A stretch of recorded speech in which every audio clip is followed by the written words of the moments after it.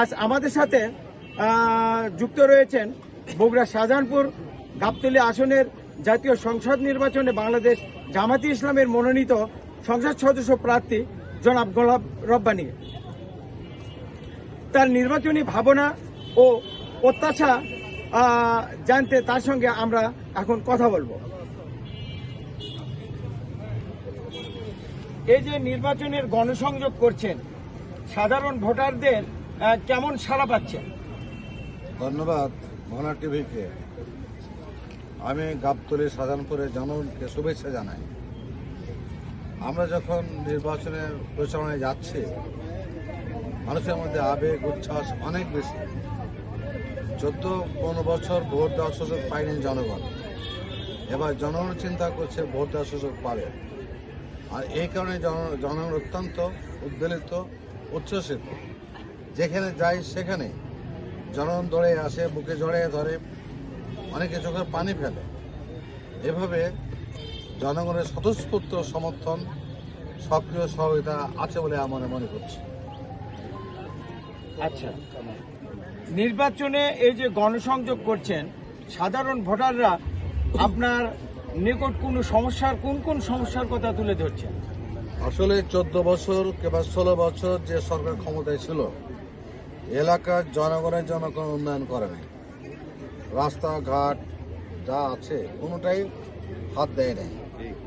জনগণের একটা দাবি হচ্ছে যে যাতে সন্ত্রাস মুক্ত নির্বাচন হয় এবং আমরা যাতে ঠিকমতো ভোটটা দিতে পারি, পয়লা দাবি। দ্বিতীয় দাবি হলো যে এলাকার রাস্তাঘাট, হাট বাজার চাঁদাবাজের দখলে আছে, এখান থেকে আমরা মুক্ত হতে পারি। চাঁদাবাজ, সন্ত্রাসবাদ মুক্ত হওয়ার জন্য জনগণের অন্যতম দাবি। এছাড়াও রাস্তাঘাট, প্রতিষ্ঠান যেগুলো আছে, এগুলো যদি আস্তে আস্তে করতে পারা যায়, এটাও দৃষ্টি শুরু করে। রাস্তা ভেঙে গেছে, রাস্তা টাকা দিয়েছে, করে নেই, ভেঙে গেছে, আর যেতে পারছি না আমরা। রাস্তাকে সহজ করতে হবে। এবার আমরা চিন্তা করছি যে আমাদের নির্বাচিত হলে আমাদের কমিটি দ্বারা এই এলাকার জনগণের কী সমস্যা আছে আমরা চিহ্নিত করব, একের পর এক আমরা সমাধান করার জন্য চেষ্টা করবো ইনশাআল্লাহ। আমরা মনে করি বাংলাদেশকে সুন্দর করতে হলে, বাংলাদেশের মানুষকে সুখে রাখতে হলে এবং আমার এলাকাকে সুন্দর করতে হলে আমাকে কিছু বলিষ্ঠ ভূমিকা রাখতেই হবে। চাঁদাবাজদের কাছ থেকে আবার জনগণকে রক্ষা করতে না পারি যদি, তাহলে আমাদের নির্বাচনের বৃথা হয়ে যাবে। এই জন্য আমি চেষ্টা করব আমার এলাকার জনগণকে চাঁদাবাজ, সন্ত্রাসবাদ, দখলদারবাজ, দুর্নীতিবাজ থেকে মুক্ত করে সুখী সুন্দর সমাজ করতে পারে, এটা সহায়তা করবে ইনশাআল্লাহ। আচ্ছা, এবারে নির্বাচনে আপনি কতটুকু জয়ের আশাবাদী?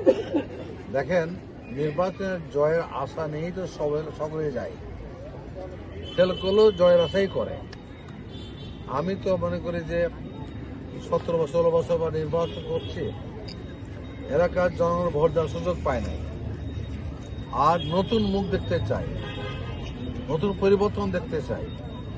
সেই থেকে আমার বিশ্বাস জনগণ দাঁড়িপাল্লার সঙ্গে জড়িত আছে এবং দাঁড়িপাল্লার স্লোগানে জনগণ মুখরিত। এই থেকে আমার মনে হচ্ছে যে আগামী নির্বাচনে দাঁড়িপাল্লা মার্কা নিয়ে আমরা বিজয়ী হব ইনশাআল্লাহ। আচ্ছা, আপনি যদি নির্বাচিত হন তাহলে শাহজাহানপুর গাবতলী আসনের সার্বিক উন্নয়নের কি ভূমিকা রাখবে? আমি আগেও বললাম যে শাহজাহানপুর গাবতলীকে আমি ঘুরে ঘুরে দেখেছি, তাদের সমস্যা আমার সামনে আসে। এরপর আমার একটা কমিটি থাকবে, কমিটির সমস্যা নিরূপণ করবে। উদাহরণ দিয়ে বলছি যে মাঝির একটা বন্দর, পৌরসভা অত্যন্ত জরুরি। আমরা যে দায়িত্ব পাই পৌরসভা করার জন্য আপনার চেষ্টা করবেন। এই দুটো হাসপাতাল আছে, একটা শাহজাহানপুরে, একটা গাবতলীতে।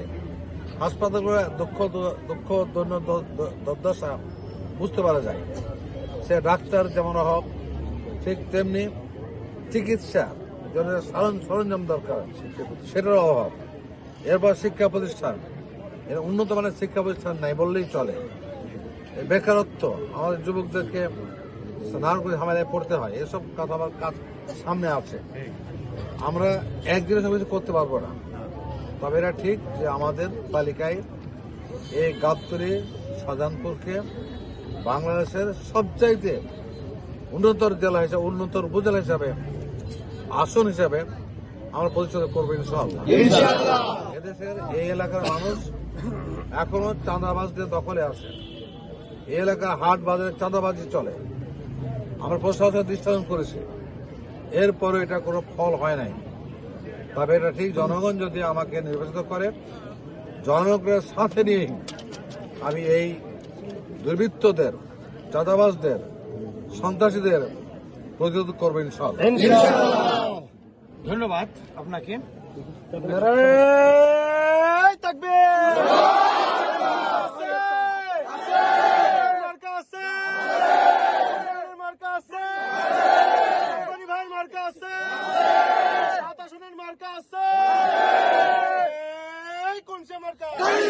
সবাই বলে জানিয়ে দাও, বুঝিয়ে দাও, উন্নয়নে রব্বানি ভাই সাত আসনে সব দেখেছি বারবার, সব দেখেছি বারবার, সব দেখেছি বারবার, সব দেখেছি বারবার। নারায়ে তাকবীর।